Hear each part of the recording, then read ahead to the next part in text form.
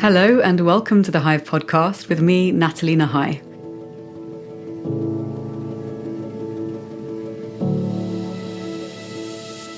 In this fifth season, I'll be exploring how we can change the ways in which we relate to and structure our existing systems so that we can build towards a more resilient future.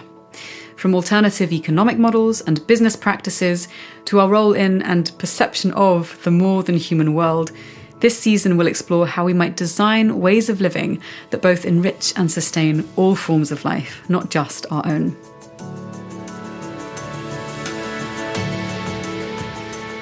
For more information, you can find additional resources and links at natalienahai.com/The Hive Podcast.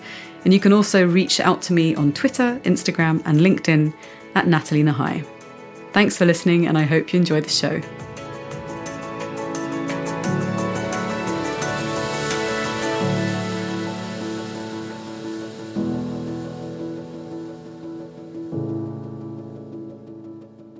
In today's show, I have the pleasure of speaking with Alex Edmans, the Professor of Finance at London Business School. He has a PhD from MIT as a Fulbright Scholar and was previously a tenured professor at Wharton and an investment banker at Morgan Stanley.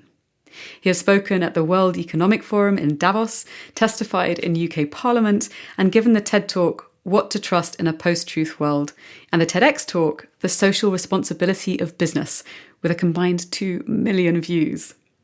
He serves as Mercers School Memorial Professor of Business at Gresham College, giving a series of lectures to the public and on Royal London Asset Management's Responsible Investment Advisory Committee.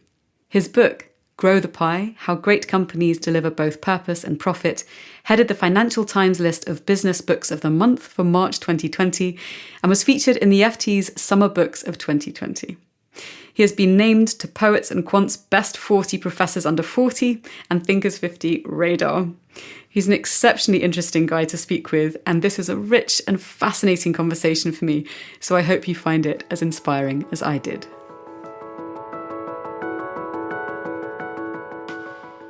Hi Alex, thank you so much for joining me on the show today. I would love to start by asking you, from your perspective, what do you think is happening in the global human psyche right now? So I think one of the important things which is happening in human psyche is the mistrust in business. So often people think that, well, what a business creates is at the expense of wider society. So they have what I call a pie-splitting mindset, which is that the only way that businesses make profits is by extracting from everybody else. For example, by price gouging customers, by mistreating workers, by polluting the environment.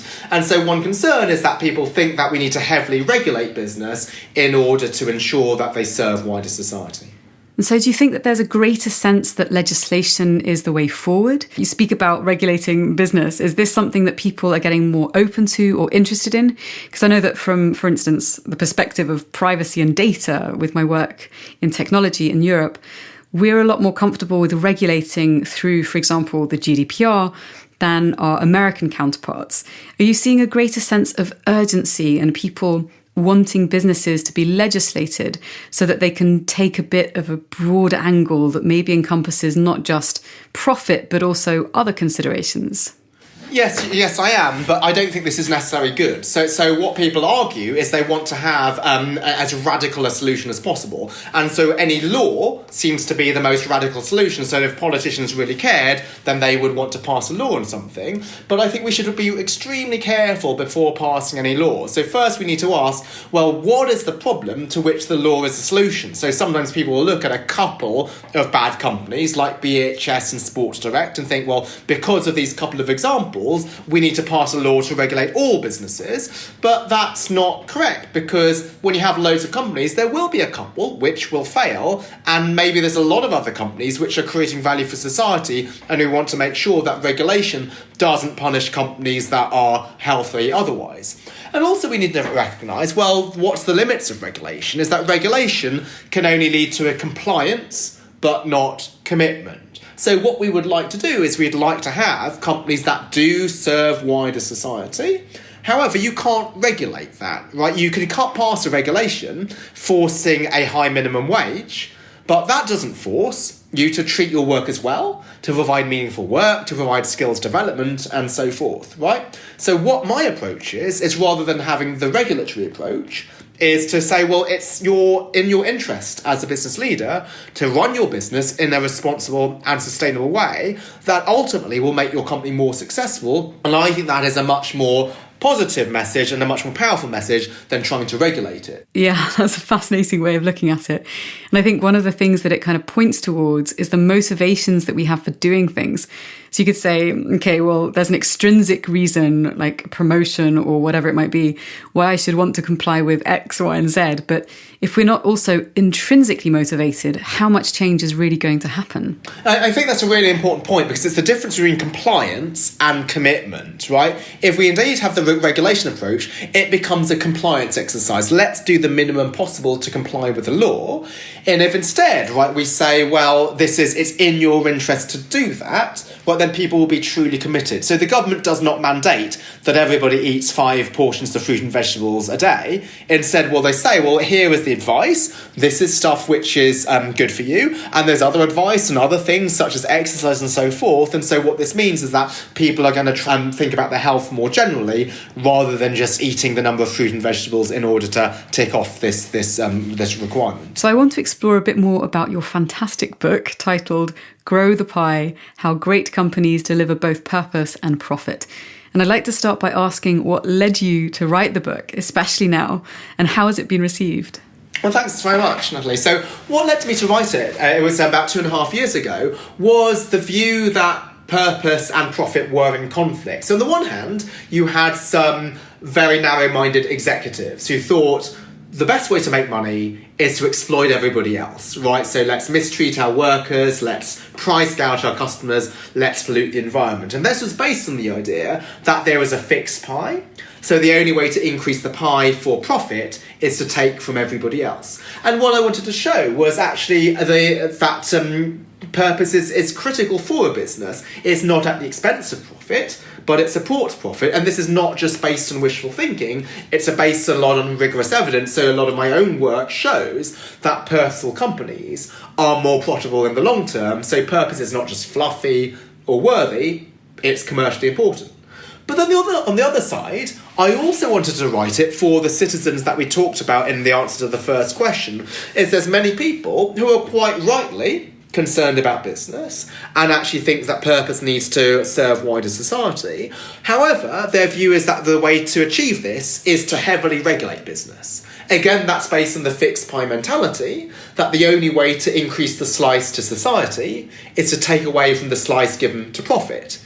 But if in fact, like businesses can grow the pie, that profit need not be at the expense of everybody else, but as a byproduct of creating value for everybody else, then indeed we want to ensure that businesses are innovative and productive, and if they do that, then they can not only serve society, but also serve shareholders by doing so. I'm curious, in terms of the work that you've done and that you write about in your book, how do you go about defining purpose?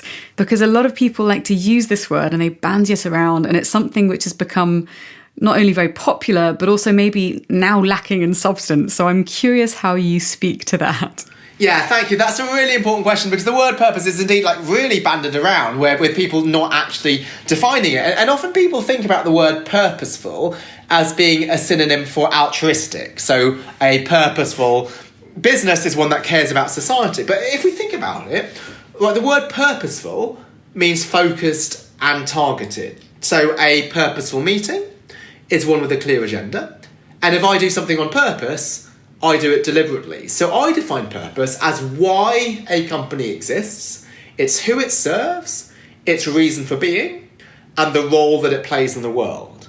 So that might sound a bit lofty, but what that says is that's the specific way in which the company is going to contribute to society, and that has to be a targeted and focused answer. So if a person was to answer, what is their purpose? She wouldn't say, it's to be a doctor and a lawyer and a teacher and entrepreneur. she might say one of those things. And while we sort of laugh about it, and we know that a person should have sort of one focused purpose, often we think that for companies, they need to serve all of the problems in the world, so climate change, diversity, automation, income inequality, skills development, when in fact that's unrealistic. And in fact, if we have an unrealistic notion of purpose, then companies are never going to put it into practice. But then if we're going to say, well, actually, if you are a train company, don't say sort of nice sounding statements about all of these things and give to charity. Instead, make sure that your trains run on time, because if you do that, that has a huge effect on society because it connects people with their jobs, connects people with their family and friends. So make sure that you serve your purpose in an excellent way rather than trying to be all things to all people. In terms of the way you structured your book, you write about 3 key principles, and I'm wondering if you can give us a little summary or description of what those are. Yeah, so why do I need principles to begin with? So what have finance professors like me have taught for the last 50 years is that when companies make decisions, they should calculate the profit impact of those decisions. So that's known as net present value analysis. You do a calculation. However, if we indeed want to run business with purpose rather than profit being the end goal, right, we need to have a different way of making decisions. So we can't just have no decision rules at all, because then it's a free-for-all, it's completely subjective. So what I wanted to do was to come up with principles that a company can think about when deciding where to allocate its resources or whether to take a decision or turn it down. And so the first is the principle of multiplication. And so that is the idea that if you were to invest in society, you need to generate a greater return than how much you put in. So that might seem obvious, right? You want to generate high returns, but actually many things that companies do don't actually satisfy that. So if you think about donating to charity, if a company donates to charity, it puts in $1. That $1 is worth $1 to the charity receiving it. So it doesn't multiply the dollar that it gives. But if instead it invests that $1 in terms of training its workers better, right, that does create more than $1 of benefit. The second thing is comparative advantage, which is, yes, there's loads of problems in the world, but as a company, let's focus on the problems that we have a unique position to solve, given our expertise. So one example here is Coca-Cola, right? So they have a project called Last Mile, which makes sure that vaccines are available everywhere in Africa, including the difficult last mile to a rural school or hospital, which is why it's called Project Last Mile. So why do they do that? Well, it's because their expertise is in logistics, because they need to make sure that Coke is available everywhere, including the last mile to a school or hospital in Africa. So given they have the expertise in transportation and logistics, they use that to make sure that vaccines can be delivered. And the third one is materiality. So what we mean by this is that, well, there's different elements of society that we want to serve. There's suppliers, there's communities, there's customers, there's the environment. But let's focus on the most material stakeholders, which are the ones that are most important for our business. For example, if you're a mining company, the environment is really important, right, because you have a huge impact on it. But maybe if you're a bank, right, maybe at least your direct effect on the environment is not that high. So maybe even more important for you is to make sure that you are selling your products to customers fairly. You're not having fake bank account scandals like Wells Fargo. You're not having algorithms that are which are discriminatory against certain ethnic backgrounds and so forth. So this means, yes, there's loads of problems that you'd like to solve, but let's focus on the most material issues. And this is really important because it means, again, that as a purposeful company, you don't want to be all things to all people, but you want to focus on the areas that you can really move the needle the most. That's fascinating. And I think there's also an interesting way of approaching things that we can maybe apply to our own individual choices and lives. Is that something you considered in terms of the way in which you lay out these things in your book? So having 3 particular areas in which businesses can be more purposeful. Do you see a way in which that can map out onto individual choices or onto your life in particular? Absolutely. I'm really glad that you asked me about that, Natalie, because that's something I'm really passionate about is not just purposeful companies, but purposeful living as an individual person. So in the final chapter of my book, I apply all the principles of purposeful business to purposeful citizenship. And this is something that I've actually been teaching to my MBA students for the last 10 years. So you might think, well, why do I do this? Because I'm a professor of finance. But I realise that what my students care much more about is not learning how to calculate the weighted average cost of capital, but how to ensure they live purposeful and meaningful and fulfilling lives. And one of my favourite books of all time is The 7 Habits of Highly Effective People by Stephen Covey. And one habit, which is habit 3, is about time management, which is, he calls it first things first, making sure that we prioritise the important, not the urgent, make sure that we focus on a couple of things. But actually what comes before habit 3 is his habit 2, which is begin with the end in mind. And that's about purpose, because before we can think about time management, we need to think about our objectives in life, because time management is related to, well, what objective do you want to achieve? And so having an idea of your purpose in life, make sure that you are not burnt out, because you realise, well, what are the things that you're particularly passionate about? So to give you an example for my own purpose, I've defined it as to use rigorous research to influence the practice of business. So what that means is that while I'm a professor, I really am passionate about anything which involves practitioners and the real world, which is why I love doing things like this podcast, where I didn't calculate, am I making money from this? I'm just doing this for free, but it's something that I really love doing because it's part of the purpose. But in order to do things like this podcast, I have to turn down a lot of invitations to give seminars at academic conferences. So it might be at a prestigious university and so on. But because my purpose doesn't involve that, it involves research for the practice of business, that means that I can turn down a lot of those academic invitations, not get burnt out, and focus on what is really the sweet spot for me, which is the practitioner-academic interface. That's so beautifully put as well. I wonder with this, because it's a conversation that comes up increasingly, actually, with friends and colleagues.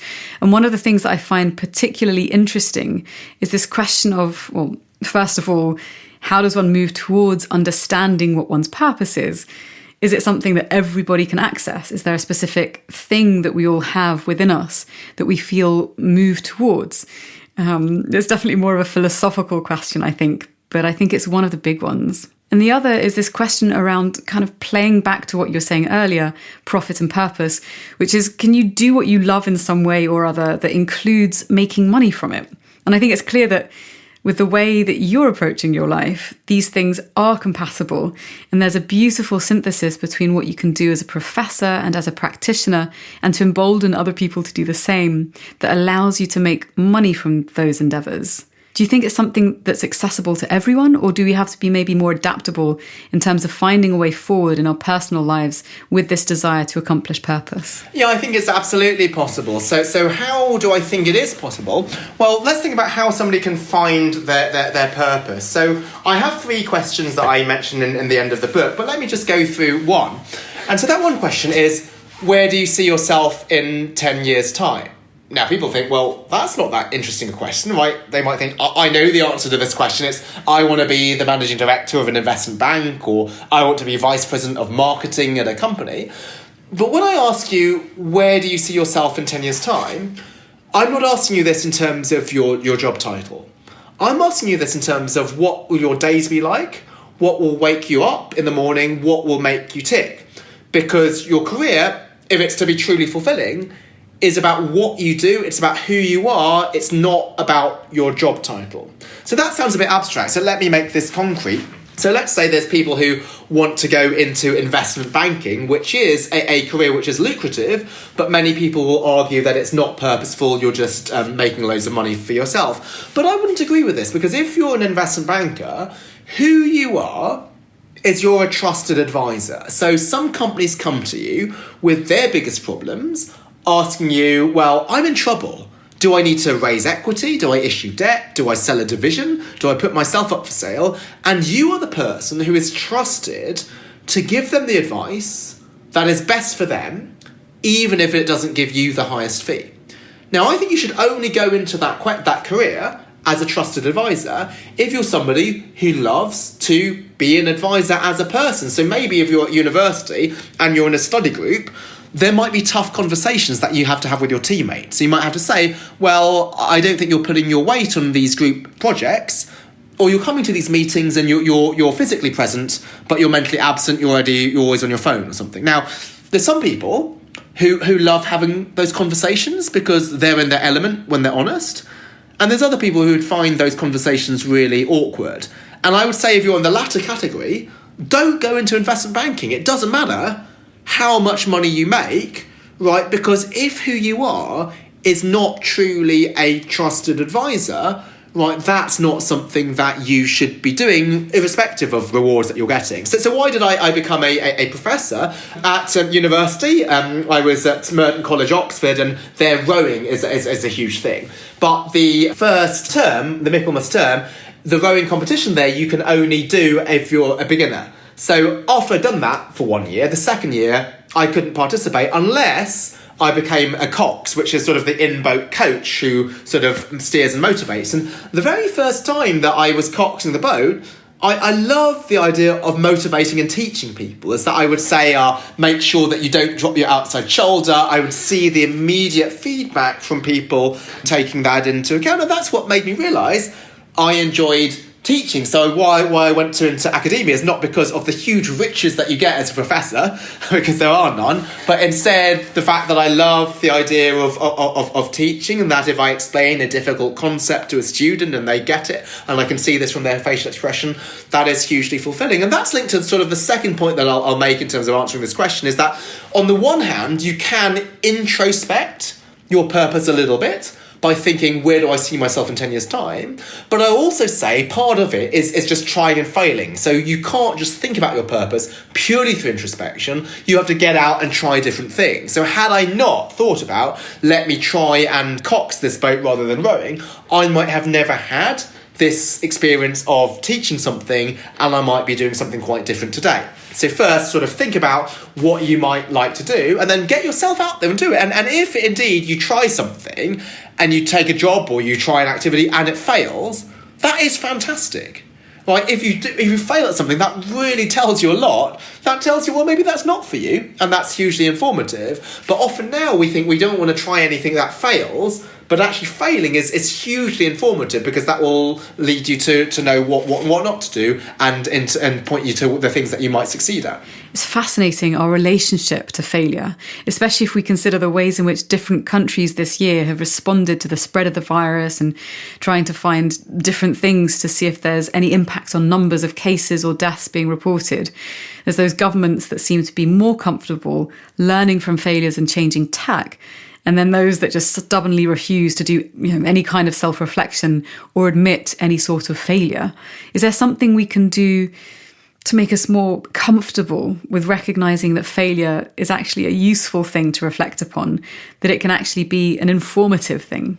Yeah, so first is the effect that we have on ourselves, and the second is the effect that we have on other people. And I think the effect that we have on ourselves, I wish I had a silver bullet, which was more deep than me saying just get comfortable with failure. But I think it is as simple as getting comfortable with failure, because we often see failure as something bad when it's actually a sign of progress. So Thomas Edison famously said, I have not failed, I have found 10,000 ways that won't work.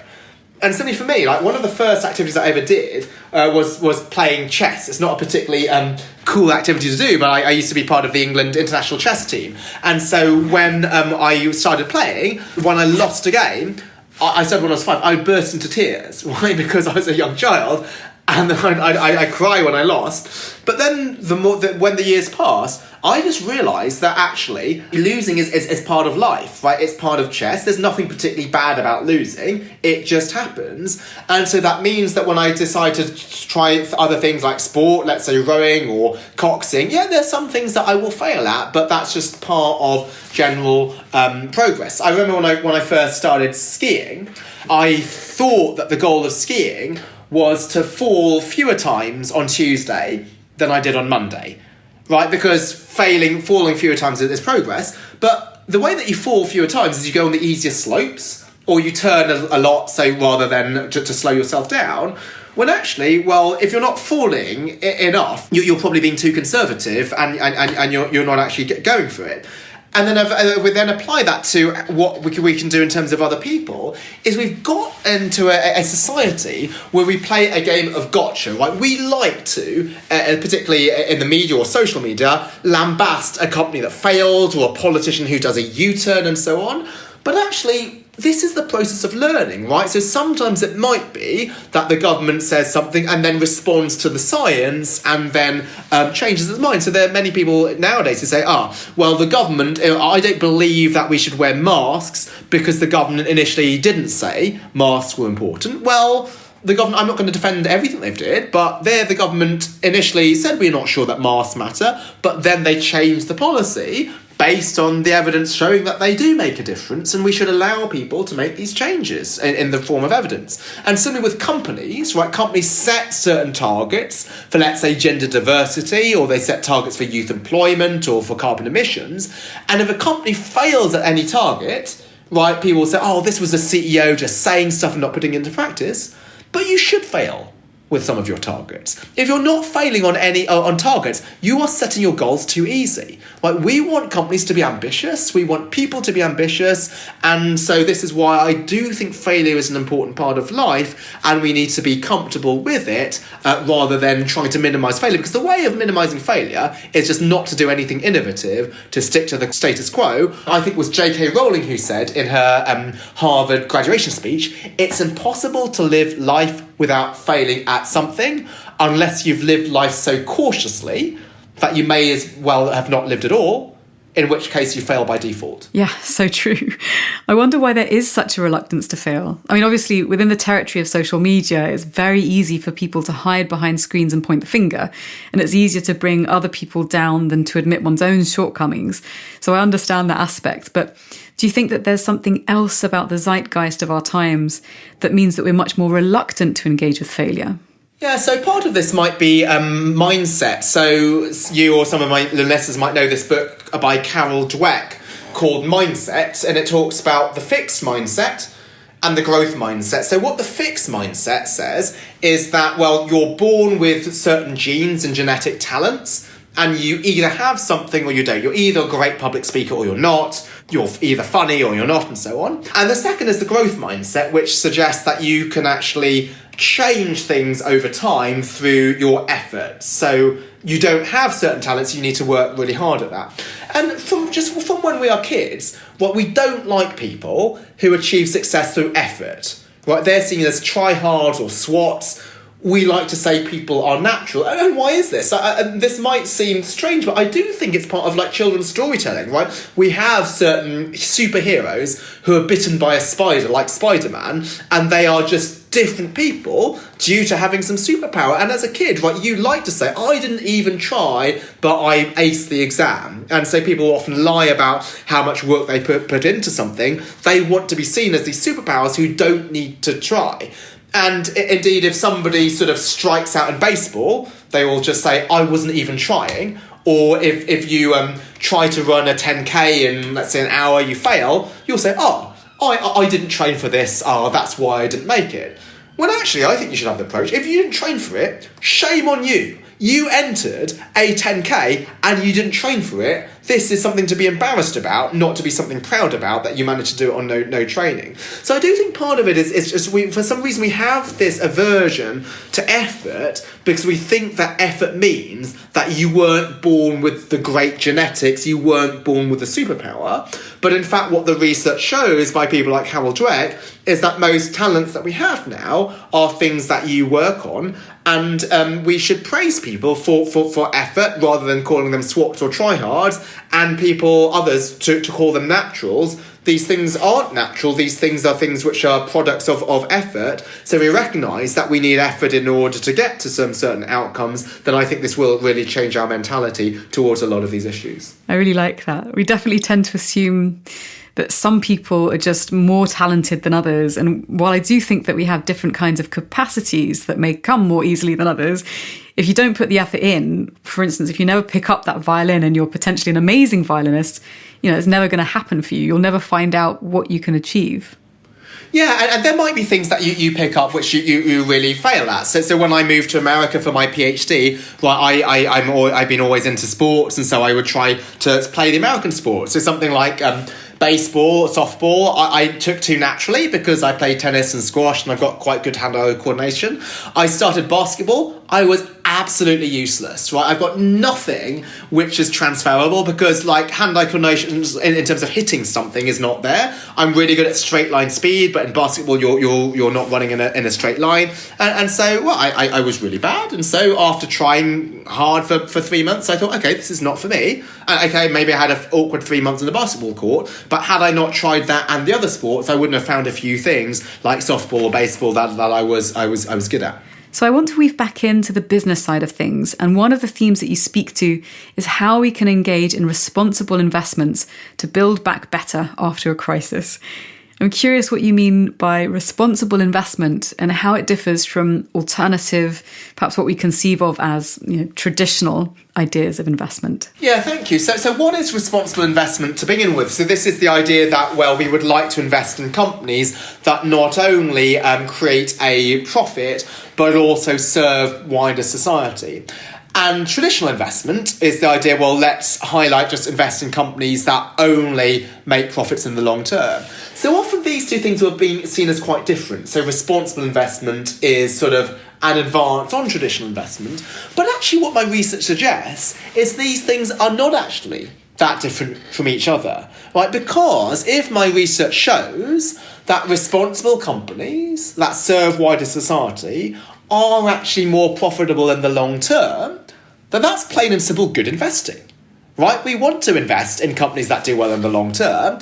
What we're doing as a responsible investor is how are we measuring the profit potential of a company. In the past, they might have measured the size of its bank account and balance sheet and the size of its factories. Now, as a responsible investor, you're going to measure the strength of its corporate culture, the strength of its customer loyalty, all these intangible factors. But the fact that they're intangible doesn't mean that they're any less important for the company's success. These are still material factors that are going to lead to a company being profitable. So rather than seeing it as a completely different type of investing, so some people might see it as tree-huggy, open-toe sandal investing, it's absolutely not. But we are still wanting to find effective, profitable, successful companies, but we're widening the set of information that we're going to use to try to figure out which companies are profitable. We're not just looking at financial numbers, but we're looking at these other non-financial dimensions.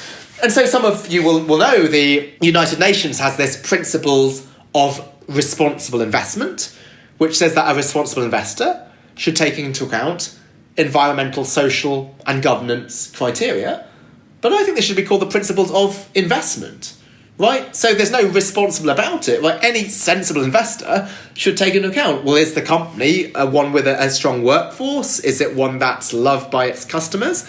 And hopefully, actually, in maybe 5 years' time, we would forget about the word responsible investment, right? Because it becomes so mainstream that there's no need for a term, right? There's no such thing as financially profitable investment, right? It's taken for granted that investment should be financially profitable.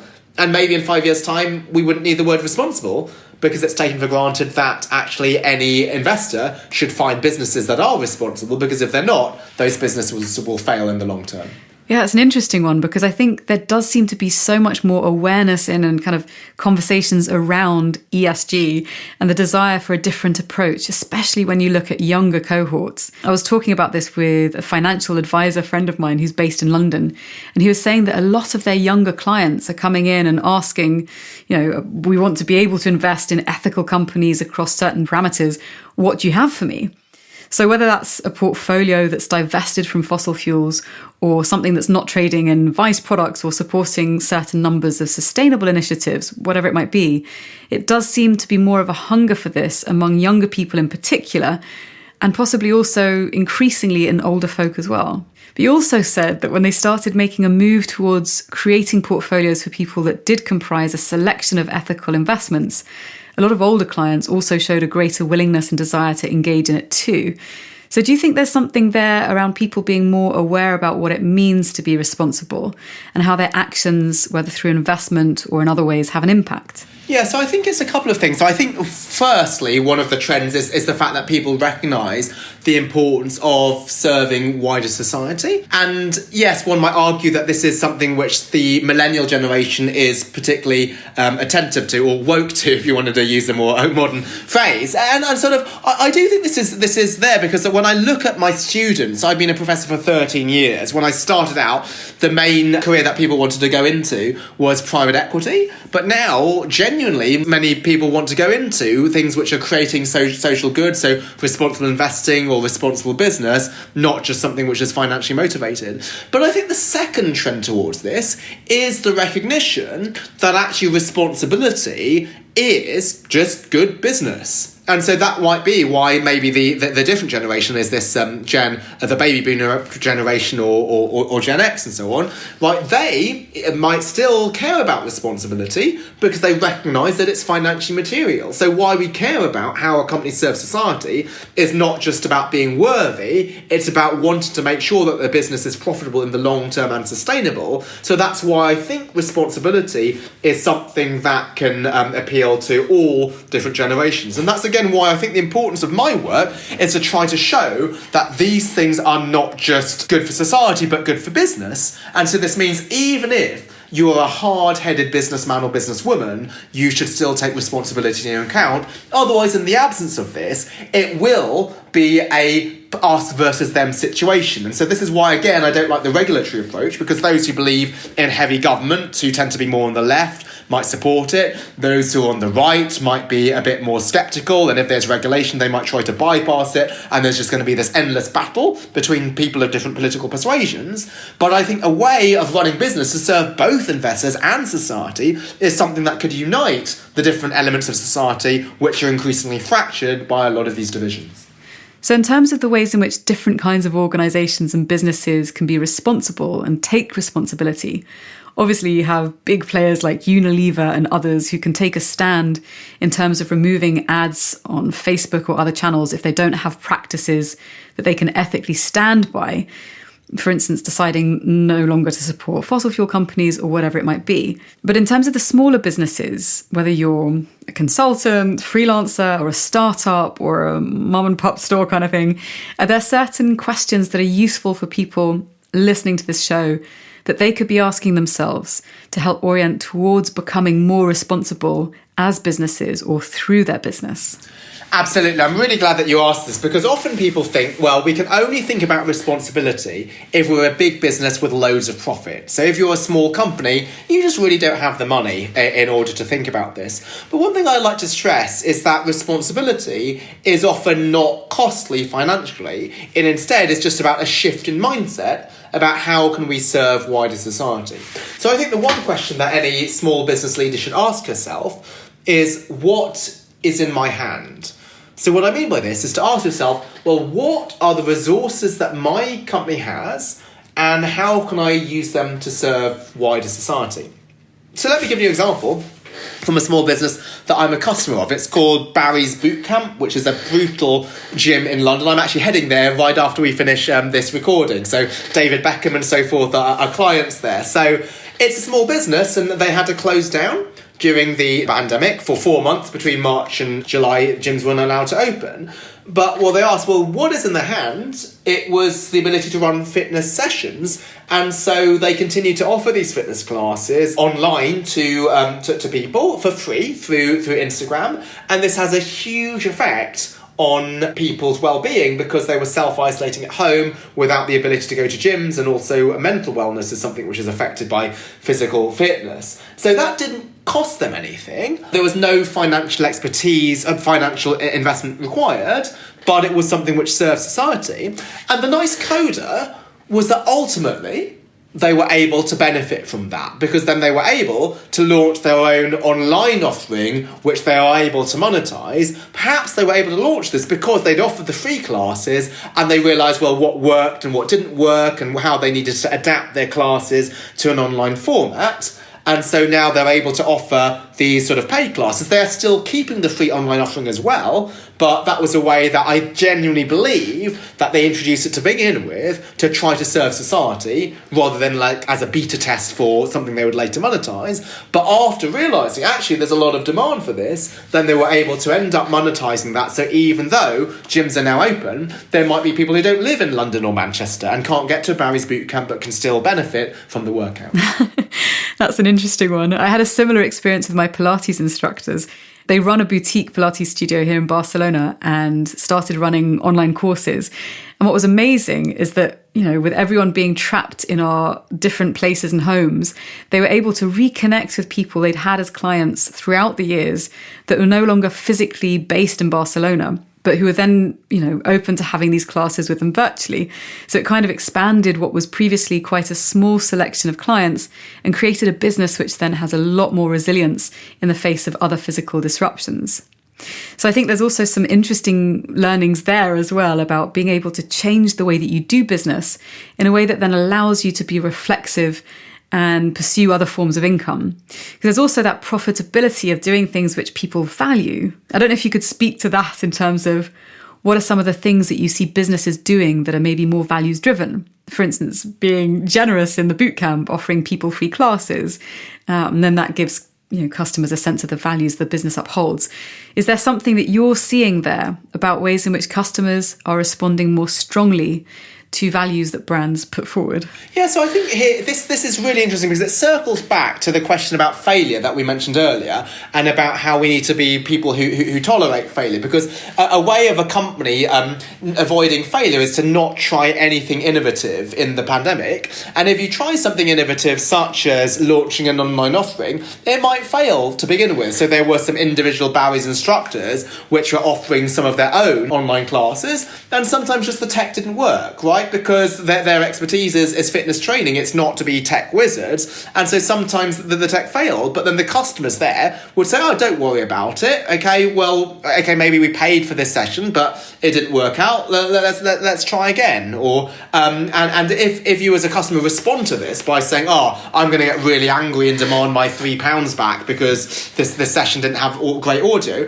then that's going to deter people from ever having that innovation to begin with. So I do think customers have a role to play. So I know that you asked me more about what does it say about the company's values, but I think it says things about the customer's values as well, because it's only if you believe that you have the customer trust that the customers will stick with you, even if you fail the first couple of times you try something, that actually the company's going to be innovative to begin with. So we often think, well, it's the companies that serve the customers, and it is, but I like to highlight the importance of these relationships being two-way, is that you need to have customers who are willing to allow you to fail. And if you fail, the customers won't just walk away, but they might give you feedback about that. And then that's something which is going to lead to a lot of innovation. And I think there's a broader point behind this, because we often think about ourselves as individuals as being powerless, right? Corporations now are bigger than ever before. So how can I as one person affect a corporation? Well, you in fact do have a say in these things, because companies are generally trying to get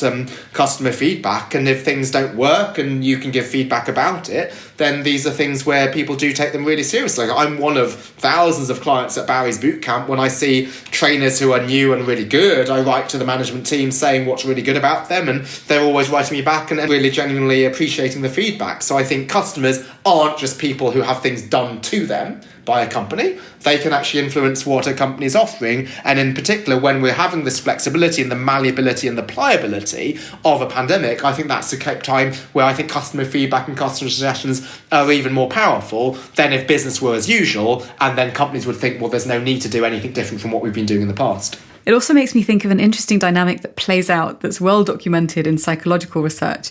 And it relates to what you were saying about an instructor perhaps not having full grasp at the outset of how to run a Zoom fitness training session or whatever it might be. And it's a phenomenon known as the pratfall effect. It's about what happens when we see other people make a mistake or, maybe embarrass themselves. And rather than thinking less of them, as we might believe, actually seeing someone make a mistake makes them more human, including all the errors. It actually endears them to us and makes them feel more maybe accessible and relatable. And so there's this quality of humanization that can happen when a brand makes a mistake or fails in some way and owns up to it, that weaves us more relationally into that story. It can actually create a stronger sense of connection. So I think it's a really interesting element there as well about the dance between the customer and the brand, making up maybe a richer ecosystem, if you like. It's not this static thing that maybe we're led to believe it is. Yeah, I think that's a great point. And I think it's just human to make mistakes. And then if you make a mistake and you're somebody in authority or a company, just to admit that you made a mistake. So sometimes people will try to excuse the mistake and mean, I intended that. But then that's just not human. So there are times, actually, one of the other things I teach is I teach some boot camps myself. And during the pandemic, the London Business School students had me teach some workouts through Instagram, which I love doing. And I've got the coaching background. But that there was a time where I just forgot one element of the routine, and I said, I made a mistake here, I skipped an exercise, I'm sorry. I could have sort of pretended I hadn't, but I think it's just more honest to say if you made a mistake, and that sort of makes people more comfortable than themselves if they know that, okay, even the instructor's human. Yeah, exactly. It gives people permission to just be more fully themselves and to take those risks, as you mentioned earlier, when you're talking about our tolerance for failure. From personal experiences, I think most of us will know how challenging it can be sometimes to live according to our values, even or maybe perhaps especially when we've made an explicit commitment to live by them. So what do you think might need to be in place to support businesses and their founders to both commit to and then adhere to their expressed values? Yeah, so I think they need buy-in from their investors and their customers, so in particular long-term buy-in, because there was a concern with particularly large businesses which are publicly traded, which have to report their earnings maybe every quarter, that investors are just focused on the next quarter's earnings. And if so, well, you're not going to be looking up past the next quarter and thinking about things such as a transition plan if you're an energy company, or how to ensure diversity of thinking and psychological safety if you're thinking about your workforce. So I think what you require as investors to really understand, well, the value of your company is far more than just your short-term earnings, that you're going to be working on these other things, and to make sure that the investors will evaluate you according to those dimensions rather than just profits. And also sometimes you might require this from customers, because it may well be that a company is having to change its offering and during the pandemic, and maybe it won't get things right immediately, but if the customers will know that they're trying to experiment, and that if they're open to feedback if things don't work out, then this is something which I think will help. So the whole idea here I'd call like mutuality, is the fact that companies have two-way relationships with their employees and their customers and their investors. And this is something that I myself will face in a few weeks' time. So I'm going to start teaching my London Business School lectures. This is going to be a hybrid format where half the students will be in the room, half of them will be in Zoom. That's going to be something I've never taught before, and I might not immediately be good at that. And so hopefully the students, if I do something which is ineffective, it's one thing, it's very cathartic to complain on a WhatsApp group on how bad the instructor is, but if they say to me, well, Alex, this was not working, or here you are paying more attention to the people in the room than on Zoom, then I'd like them to obviously give that feedback. And obviously it's incumbent upon me to make me sufficiently approachable for that feedback, and to make it seem that if they were to give the feedback, I would genuinely implement it rather than asking for feedback for perfunctory reasons. But again, it's a two-way relationship. I need to be receptive and responsive to feedback, but similarly the students need to be willing to give it. So I'm conscious we're coming close to time, and I would like to close with two questions. One of which is in the light of all the change that we're continuing to undergo right now, and in the context of the book and the purpose that you have. And it's the question of what vision of the world you would like to work towards. So I'd like to work to a vision in the world in which people recognise that the pie is growable, so that we are in this together. And I know that sounds a bit of a cliche, but we are not competing within each other for specific resources, right? So it's not investors versus society or employees versus customers, but actually if we can create some great companies serve society more generally, to realise that somebody's happiness and somebody's fortune is not at the expense of everybody else. So going back to something that we mentioned earlier in terms of social media and failure, right? What another consequence of social media is that if somebody is doing really well, right, they're posting great photos of their vacation or their career success, we immediately feel really sad, right? We think that we're sort of less successful compared to them. But it's not that there's a finite amount of happiness to go around, that somebody else becoming more happy means that I'm less happy. It's that these things can be created and these things are synergistic. So what I like is a vision of society where in fact we recognise that we are in this together to create social goods, and if other people are better off, that doesn't necessarily mean that I'm going to be worse off. I really like that a lot. It's very poignant. Thank you. The second and final question is, if there is a small action or nudge that we can take as individuals or communities to contribute towards that vision, what would you suggest that nudge might be? Where might we start?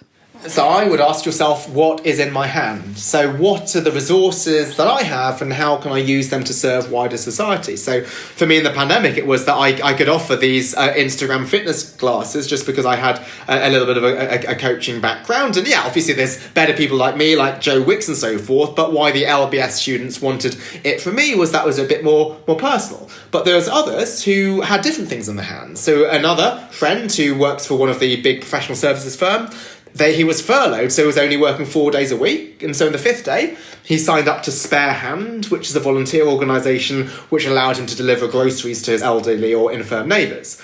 There was another friend who is a partner at a law firm who realised, well, what is in his hand is he's financially blessed. And so what he was able to do was things such as advance purchase 100 coffees from his local coffee store. And that was provided them with a massive liquidity lifeline, which might have been the difference between them surviving the pandemic and not. And what about those of us which might not have money or time? Well, we might have words. So it might be that we have just this overworked delivery driver, and let's say you live on the 5th floor of a building, as I do, and they decide to deliver it all the way up to the 5th floor. Some of them just leave it into reception, just to say something like, oh, I really appreciate you coming all the way up to the 5th floor to deliver it to me. Most people leave it at reception. Those small words can have a big benefit. Or to call somebody who you know is self-isolating at home, ask them how they are and genuinely mean it. I think these things, which might seem really small and maybe finance people like me might see them as really unimportant, one of the other things that the crisis has led to is the importance of mental health, and that highlights that something that everybody has, which is the ability to give kind and genuine words. Those are things which are really powerful.